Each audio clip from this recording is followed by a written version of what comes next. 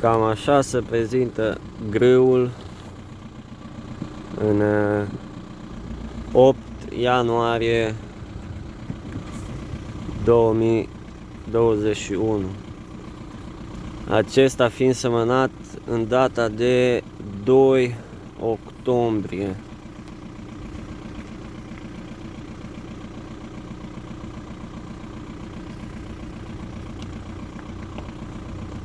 Octombrie 2020 am semănat primul dintre primele parcele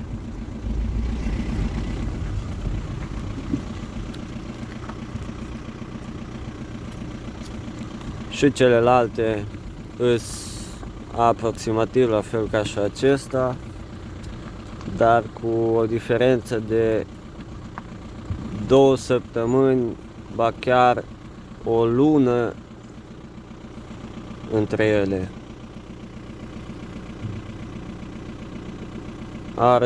Au răsărit și celelalte parcele care au fost semănate mai târziu, abia acum.